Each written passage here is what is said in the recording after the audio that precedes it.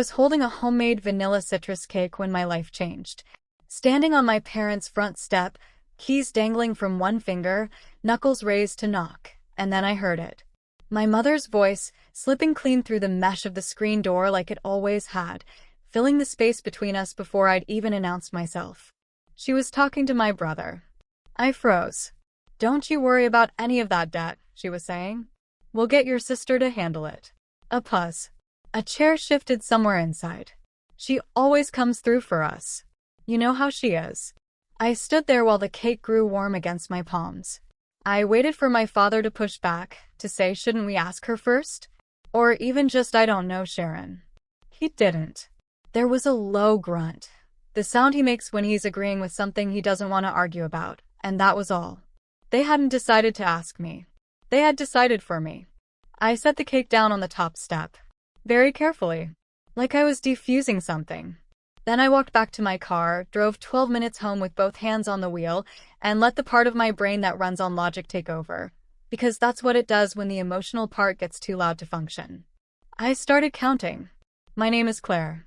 I'm 36 years old. I'm a bookkeeper. And if you've ever been the person in your family that everyone leans on so automatically they've stopped noticing they're doing it, this story is going to reach through your screen and grab you by the collar. Numbers have always been my language. They don't have moods. They don't get defensive or cry or guilt trip you over a Sunday dinner. Numbers just sit there, patient and honest, and tell you exactly what happened. And what usually happened in my experience is that someone took more than they put back. I started keeping the family's books when I was 16. That was the year the factory let my dad go, and the bills started piling up faster than anyone wanted to open them.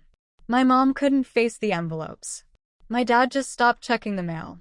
So I started a notebook, called the electric company in a voice I stretched 3 years older than it was, and set up payment plans. Nobody asked me to. I just became the person who did it, the way water becomes a river. Not because anyone decided, but because the ground tilted that way. By the time I was driving home that afternoon, I already knew the number in our savings account the way I know my own birthday. $63,000. I knew it to the cent. And I knew, with the cold certainty of someone who has spent their career watching money move, that my family was already planning to come for it. But here's what made it matter beyond any number I've ever recorded in any ledger. My husband Marcus and I had been trying to have a baby for 4 years. We'd been through 2 rounds of IVF. 2 rounds that hadn't worked. The grief of that is its own story, the kind that lives in your chest and never fully leaves, and I'm not going to walk you through it tonight. What you need to know is that most of that $63,000 wasn't really ours anymore.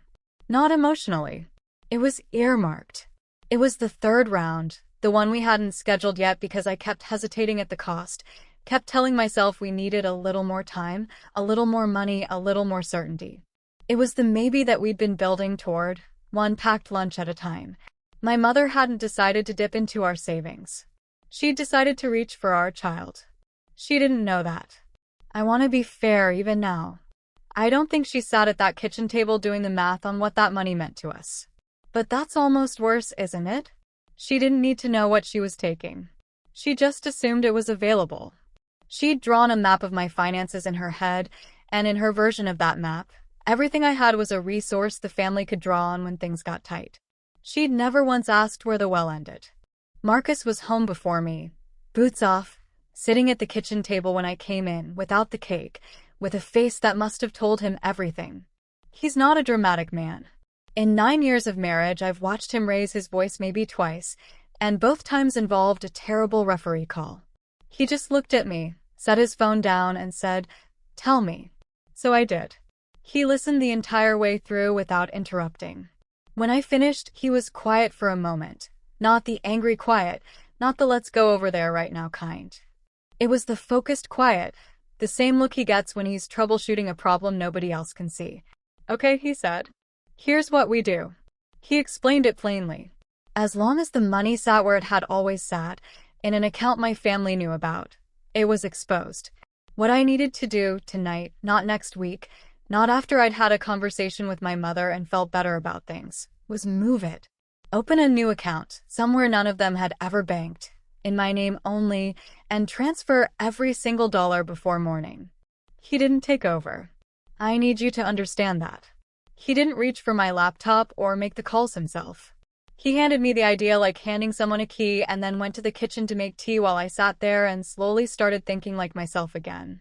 The first call from my mother came the next morning. I was at my desk with my second coffee when her name lit up my phone.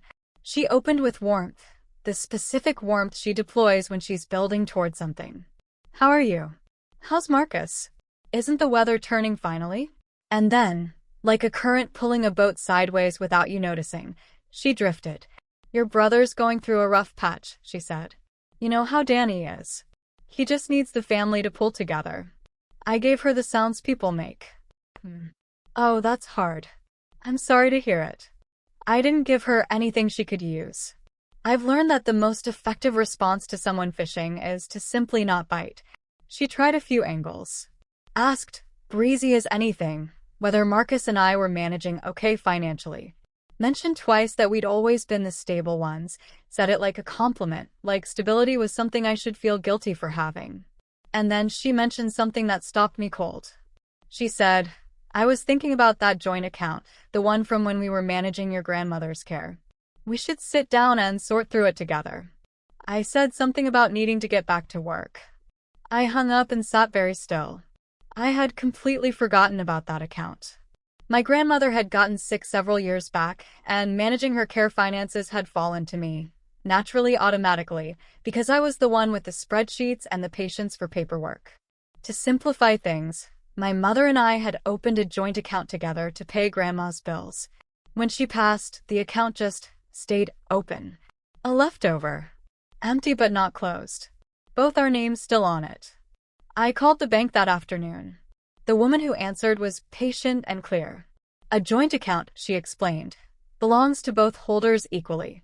Either one of us could deposit or withdraw independently. But closing it entirely required both parties to agree, or a specific legal process. I could remove my access to future deposits. I could pull out money I'd contributed.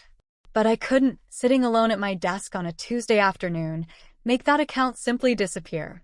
I hung up and sat with the specific chill of that. It was the one door I couldn't lock on my own. My brother Danny came by 2 days later, unannounced, which is very Danny. He pulled into my driveway in the truck he still owed money on and ambled up to my front door like he was doing me the favor of his company. He's 33, and he has a gift I've never had, the ability to believe that his problems are things the universe owes him solutions to. He sat at my kitchen table and drank my coffee and told me a long, winding story about the bar. His bar had been the big plan 3 years ago, the one my parents had co-signed a significant chunk of. It had failed the way bars fail, gradually and then all at once. Instead of cutting his losses, he'd tried to win back the ground he'd lost. I caught the words online and blackjack before he pivoted and called them investments. You've got it good, Claire, he said, looking around my kitchen. You and Marcus, steady jobs, no kids pulling at you. Money just sitting there. He said it like an accusation. Like my discipline was something I'd stolen from him. My phone buzzed on the counter. A text from his wife, Renee, timed with the precision of something rehearsed. Family is supposed to help family. Hope you're not too preoccupied with your IVF situation to remember that. I read it twice. The cruelty of it was so casual she probably didn't even feel it leave her hand. I put the phone face down and refilled my brother's coffee. I said nothing because I had finally started to understand what I was going to do, and it wasn't going to happen at my kitchen table. After he left, I stood in my kitchen and made myself a decision. I was not going to fight them. I want to be honest about why, because it isn't the reason you might assume. It wasn't fear. It wasn't conflict avoidance. It was math. I had watched my entire life how a confrontation with my mother played out. Voices rose, hers rose higher, tears appeared, someone stormed out, and a week later nothing had changed except I was now the villain who'd made my mother cry. An argument was a game they'd had decades to perfect. But a ledger? A paper trail? A sequenced, dated, documented record of every dollar that had ever moved? That was my game. So I made myself a different kind of promise. I wasn't going to argue. I was going to reconcile. I was going to take every emotional, manipulative pressure they threw at me and translate it into something with a date and a dollar figure attached. I was going to move the money into safety, close every door I legally could, and then I was going to build a record, quiet, clean, irrefutable, of what this family had actually taken and never returned. I opened my laptop and started the way I start every serious accounting job. A clean page. A column for the truth. 2 days later, I drove to a credit union on the other side of town, one no one in my family had ever set foot in, and opened an account in my name alone. It took 40 minutes and my driver's license and a few signatures. The teller who helped me had no idea she was participating in the dismantling of 30 years of being the family's unofficial financial safety net. It felt honestly like filing. Like the dozen small, invisible, completely correct things I do every single day that nobody ever thinks about because they just assume it all runs on its own. I went home and moved the money carefully. Not all at once, methodically, transfer by transfer, each one labeled, each one timestamped. I have learned in my years of doing this work that the person with the cleanest paper trail wins every dispute before it even starts. While I worked, my mother's voice kept running through my head. She always comes through for us. You know how she is. She wasn't wrong. I never had refused them. Not when Danny needed first and last month's rent on an apartment. Not when Dad's truck needed a transmission. Not when the holiday heating bill arrived and nobody else had it. I'd covered all of it year after year, quietly, and told myself it was love. Sitting there moving money out of my own family's reach for the first time in my life, I started to wonder, for the first time, genuinely, whether love had ever actually moved in the other direction, or whether love had simply been the word they'd attached to the invoice they handed me each time. By Thursday, the main savings account was clean. But the joint account stayed in my head like a tapping sound I couldn't locate. I went looking for old records. Before I could reach the box I was thinking of, my mother called again, and this time the warmth had something metallic underneath it. She'd given me a few days to come around. In her mind, that was generous. She started with concern. Was I sleeping? I sounded tired. And then, softly, almost as an aside, I was thinking we should really keep that joint account open. It's so practical for when family needs something. She wanted the door propped open. She was telling me, in her particular velvet way, that she'd noticed it. That little unlocked window. She wanted a standing account she could reach into whenever she decided the situation called for it, and she wanted me to agree to leave it available. Then she did the thing she reaches for when sweetness stops working. She invoked my grandmother. Voice going thick. She would be so heartbroken to see this family divided over money, after everything we all sacrificed caring for her.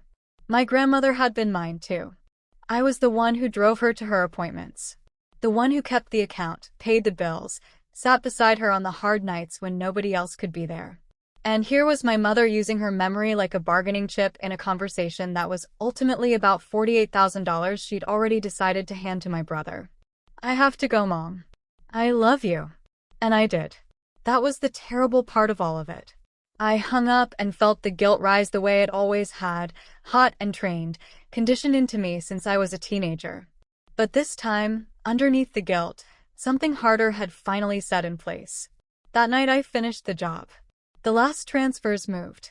Every account my mother could access now held only what had always genuinely belonged to her, to the penny, not a cent more and not a cent less. When I finally closed the laptop, I realized she had no idea. My mother was out there somewhere inside a version of reality where the well was still full, where the money was still sitting where it always had, where her plan was intact and just waiting to be collected.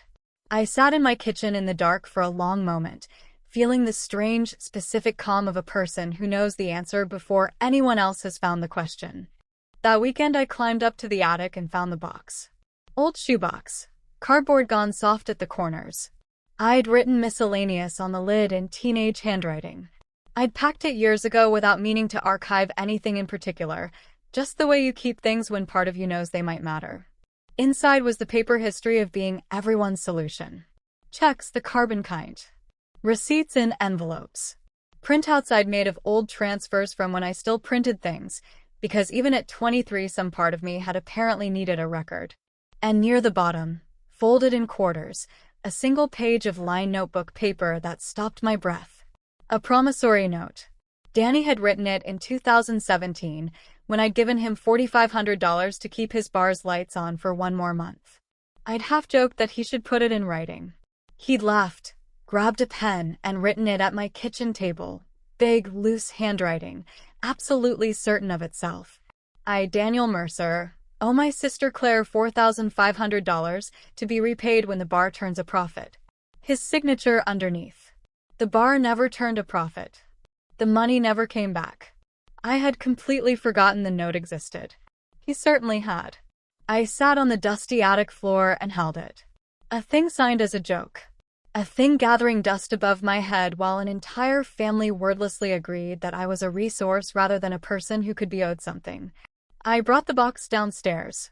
I did what I'm good at. I built a ledger. Not an angry one, a clean professional one, the kind I'd hand a client. Columns for date, amount, purpose, and repayment. Starting in 2014, working forward. The box on one side, old bank records on the other, cross-referencing every entry against something concrete, because a ledger you can't back up is just a feeling. And I wasn't dealing in feelings anymore. The apartment deposits. The truck transmission. The holiday heating bill. The bar's rent twice. The $4,500 with the note attached. A dozen smaller ones, the kind that feel like nothing individually until you stack them. And in the repayment column, all the way down the page, the same answer repeated. 0, 0, 0. When I totaled it, my hands were completely steady, which surprised me. $28,400. Given over years. Never asked about, never returned, never even acknowledged. While my mother sat in a kitchen I grew up in and told my brother not to worry, because his sister would cover it. I printed 2 copies. Stapled them. Dated the top. Slid them into a folder. What I held wasn't a weapon exactly. It was a mirror. The kind you set down on a table in front of people and just let them look into and watch the story they've been telling about themselves slowly stop matching the one written down. Renee escalated before anyone else, which didn't surprise me. The text came late, a long one, the kind that gets written in the shower, rehearsed and refined and sent when the anger has built to a pressure that needs releasing. She told me I was selfish. She told me real family doesn't keep score. She told me it was rich, her exact word, for me to be holding on to money for, and I'm quoting her directly, a baby that might not even happen. I read it 3 times. Not because it hurt, though it did, the deep old kind of hurt that reaches into places you thought you'd protected. I read it 3 times because I wanted to be absolutely certain I had it exactly right before I saved it. Here is what years of bookkeeping teaches you. The most incriminating thing a person ever puts in writing is the statement they were most certain they were entitled to make. Renee believed completely that she was the wronged party. She believed she was owed something. And so she'd typed the cruelest sentence in this entire story without a single moment of doubt, and then she'd hit send. And now it lived on my phone with a timestamp and a date, exactly where I needed it. I didn't reply. Not replying was the hardest thing I did that entire week. Every instinct I had wanted to defend our journey, to explain 4 years of grief and hope and loss to a woman who had just weaponized all of it in a single text. But I'd made myself a promise. I wasn't arguing. I was reconciling. I took a screenshot, labeled it, added it to the folder, set my phone down. My father called Sunday evening, and that nearly undid me, because my father almost never calls. He became a quieter man after the factory let him go. Before that, he'd been the kind of dad who coached Little League and fixed things around the house. After, something in him simply sat down and didn't get back up. He handed the running of the family over to my mother entirely and never picked it back up. So when his name appeared on my screen, I answered immediately. He was awkward. He cleared his throat several times. Your mother means well, Claire Bear. He hadn't used that name since I was in elementary school. He told me more than he meant to, I think. That my mother hadn't slept, that she'd grown up in a house that was taken by the bank when she was 9 years old. That she'd stood on a lawn at 9 years old and watched a man change the locks. That she'd spent her entire adult life terrified of that one specific thing, a family losing its footing over money. I sat with that. I'm not going to pretend it didn't reach me. For a moment I could see my mother as a frightened child on that lawn, and the shape of all her grasping suddenly had a reason behind it. That was the closest I came all week to changing course. But then my father, in that same gentle voice, said the thing that straightened me back out. "So you'll help your brother. You always do." Not a question. A statement. He'd called to comfort me into paying. The fear was real. The story was real. And still, at the end of it, the bill was being quietly slid across the table to me. Even my father had learned to depend on it. She always comes through. My mother's text arrived Monday morning, and the warmth was completely gone, replaced by something brisk and administrative. She was bringing everyone over Saturday. We were going to sit down as a family and get it sorted. That was how she phrased it. Get it sorted. I read it at my kitchen counter and understood exactly what was being planned. This wasn't a conversation. This was a coordinated ambush with a scheduled time and a full cast. She was bringing my father, Danny, and Renee into my living room because she understood the mathematics of a crowd. She knew that the girl who'd never refused them alone would find it almost impossible to refuse all four of them at once, surrounded by family, everyone's expectations pressing down at the same time. She was going to fill my home with my own people and make saying no feel like abandonment. A year earlier, it would have worked. But I'd spent this week moving money and pulling records and building a folder that sat on my counter like a small, patient detonator. I wrote back 2 words, "See you Saturday." Then I picked up the folder and started getting ready. Not the way she expected, not with apologies and rehearsed concessions, but the way I prepare for every serious audit. With the truth, sorted, dated, and stapled. The days before Saturday I treated like pre-audit prep. Calm. Methodical. Nothing left to chance.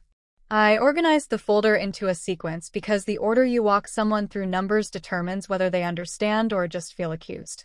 First, the main savings account, now nearly empty. Second, the promissory note, Danny's own handwriting. Third, the screenshots, my mother's calls summarized with dates, Renee's text in full. Fourth, the bank's explanation of the joint account, because I wanted absolute clarity about what I had and hadn't done. I knew it cold. I could have walked through it in my sleep. Marcus watched me lay everything out on the kitchen table Wednesday night. He asked carefully whether I wanted him present Saturday or whether I'd prefer he find somewhere else to be. I told him I wanted him there. Not to speak. Not to intervene. Just to be in the room, a quiet, steady witness, so that whatever was said, there'd be someone besides the 4 of them who heard it. He nodded. "Your show," he said. "I'll just be the corner." That was exactly right. And exactly why I chose him. He never once tried to take this from me. He didn't say, "Let me handle your mother," or "I'll make the calls." He'd handed me one good idea on the worst night of that week, and then he'd stepped back and let me build everything else myself, because he understood something my family never had. I didn't need rescuing. I'd never needed rescuing. I'd only ever needed to be standing on solid ground when the knock finally came. On Thursday, the bank called. Activity on the joint account, the representative told me. Someone had come in and attempted to withdraw funds. Per the alerts I'd set up, she was letting me know. Not a large amount had moved, she said, because, well, there wasn't a large amount in there. Just over $3,000, almost all of it money my mother herself had deposited over the years. I thanked her, hung up, stood in my kitchen and felt the whole architecture of the situation click into place. My mother had walked into a branch that week and reached for the one account she still had a key to. She'd found $3,200, nearly all of it her own and nothing else. She'd reached for the room she believed held everything, and the room was empty because I had spent the week quietly moving the furniture out the back. I didn't feel triumphant. There was no rush of satisfaction. Just a flat, gray sadness that my own mother had walked into a bank to access money around me before she'd ever once asked me directly, to my face as her daughter. But underneath that sadness, the thing Marcus had given me on night 1. Move every penny tonight. If I'd waited another week, if I'd given her even a few more days of access to the way things had always been, this story would end very differently. She'd tested the door. The door was already locked. I put everything together that evening the way I assemble a year's books for tax season, every transaction in its place until the story becomes undeniable. The plan had never been to ask me. It had been to manage me. The joint account was the lever. Saturday was the pressure. The grandmother, the sweetness, the calls, my father's gentle "you always do," Renee's cruelty, all of it was a single coordinated effort to move me into a position, emotionally and financially, where handing over $48,000 felt less painful than the alternative. And the one thing the whole structure depended on was access. They needed the money to be reachable. They needed me to leave the well full and the door open and my own willingness intact. Marcus had seen that on the very first night. He'd found the load-bearing assumption and quietly removed it, not because he was cynical about my family, but because he understands exposure the way he understands a live wire. You don't debate with a live wire about whether it's dangerous. You cut the power first, and then you talk. Saturday's text from Danny came Friday night, and the softness was completely gone. He led with panic dressed up as anger, which is the only way my brother knows how to ask for help. The collectors were calling Renee's mother now, he said. They were going to come after the truck. He needed this resolved before Saturday. And if I was really going to do this, he needed me to understand what I was doing to the family. You're going to blow everything up, he said. Over money you don't even need. Over money I don't even need. As though need were ever the point. As though the column of zeros in my ledger were a clerical error rather than a confession. I let him talk. I found that people running on panic will tell you exactly what they think of you if you give them enough rope and silence. And he did. He said I'd always thought I was better than them. He said Marcus had made me cold. He said when our parents were gone I'd regret treating family this way. Then, almost as an afterthought, he said the thing that ended whatever remaining hesitation I had. It's not even really your money to keep, he said. It's family money. It always was. There it was. My savings, my labor, my discipline. 11 years of two people building something carefully was, in my brother's understanding, a communal account the family had simply forgotten to put their names on. Good night, Danny, I said. I'll see you tomorrow. I slept better than I had in weeks. My mother's final message arrived at midnight. For the first time, she put the number in writing. Maybe she thought naming it plainly would make it feel inevitable, would make the weight of it collapse whatever was left of my resistance. Your brother needs $48,000. I know that's significant. But we're family, and family doesn't let each other drown. We'll sort through the account together tomorrow when everyone's here. I know you'll do the right thing. You always do. I read it twice, the way I read everything that matters. Then I saved it. $48,000. In her handwriting. With the casual assumption underneath it that sorting through the account was essentially a formality, a thing that would simply happen once everyone was assembled and the pressure was sufficient.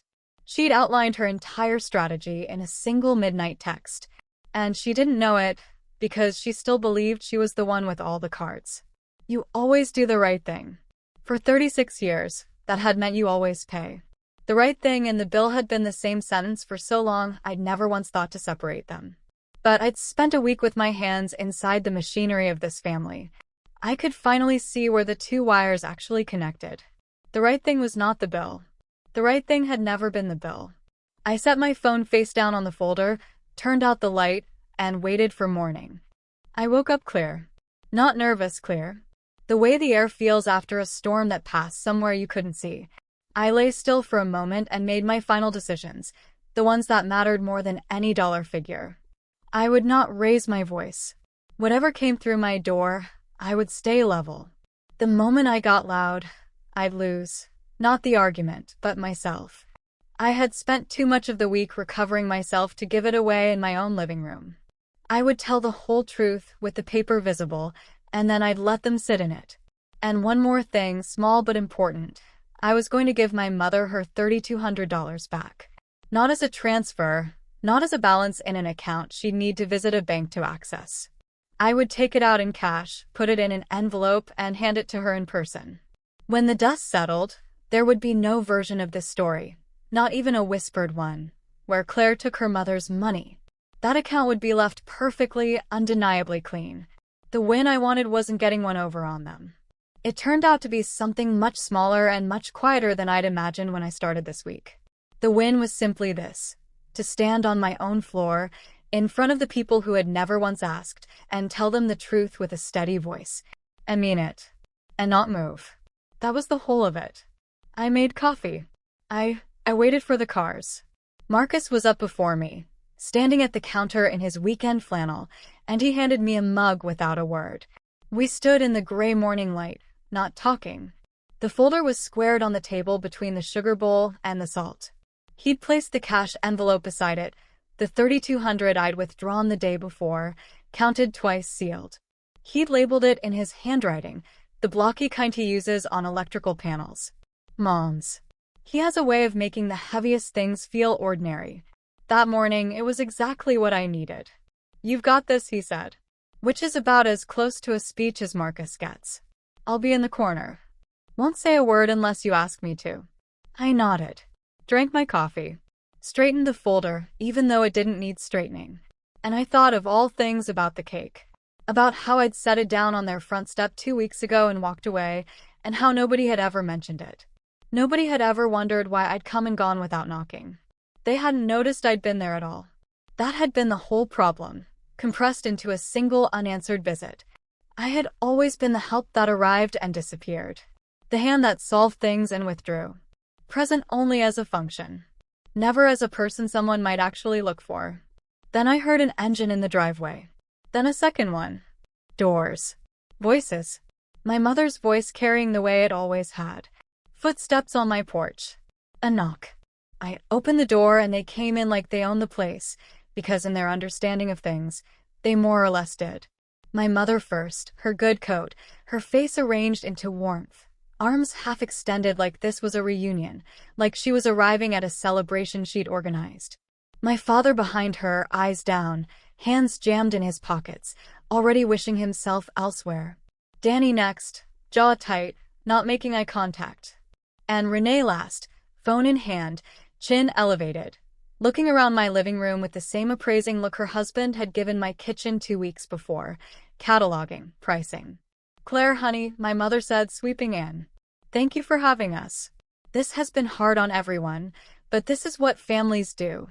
They come together when things get difficult." She settled herself on my couch like she was hosting. Danny took the armchair. Renee perched on its arm. My father sat at the far edge of the love seat, as distant from the center as my living room's geometry allowed. Marcus was already in the chair by the window, coffee in hand, saying absolutely nothing. And I stayed on my feet. I want you to picture that, because it mattered in a way I hadn't planned. They arranged themselves into a formation, settling in, establishing the room as theirs, and I stayed standing. The folder on the table beside me. My mother didn't wait. She launched straight into the script, because in her plan this was the part where she talked, and I eventually agreed. The part that always ran this way. "Your brother is in serious trouble, sweetheart. Real trouble. $48,000. These collectors don't care about family. They don't care about circumstances. They'll take the truck. They'll come after Renee's family. He could lose everything."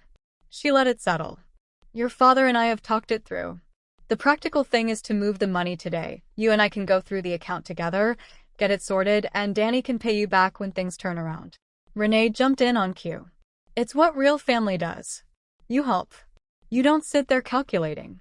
Danny stayed silent. He just looked at me with that expression, the specific wounded, expectant look he'd had since childhood, the one that had worked on me for so long I'd stopped recognizing it as a choice. And then my mother reached for her closing line. She reached across and held my hand, and she smiled with absolute certainty. "Don't make this complicated, sweetheart. You never refuse family." There it was.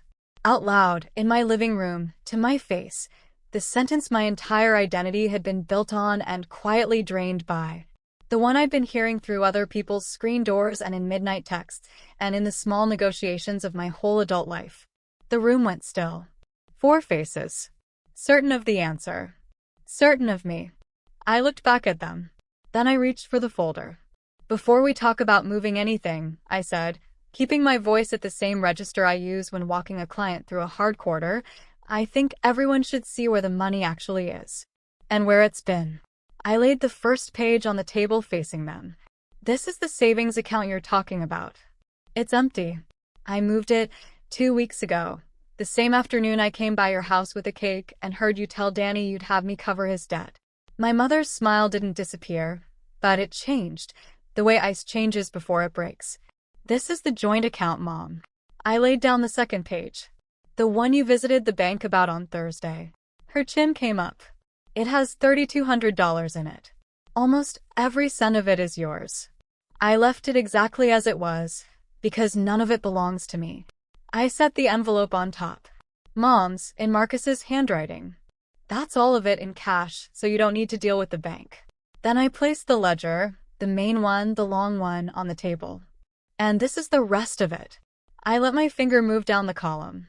Every dollar I've given this family since 2014.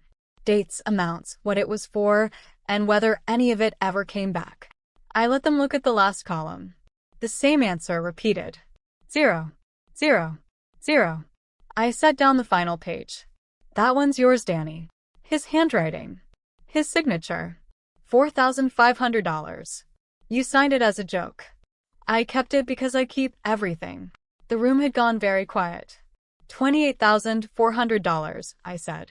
That's what I've already covered for this family. Nobody asked. Nobody repaid it. Nobody ever said thank you. Silence. My mother stared at the ledger like it was written in a language she was deciding not to learn. Then she rallied. She always rallies, and she reached for the one instrument that had always worked. Kendra. The wounded register, the voice climbing. After everything this family has sacrificed, after everything I have given, you're going to sit there with your little folder and your numbers and turn your back on your own brother? On your own family? Her eyes were wet now. You never refuse family. I looked at her. My mother. The frightened girl from that lawn. Grown into the woman on my couch. I felt all of it. The love, the years of it.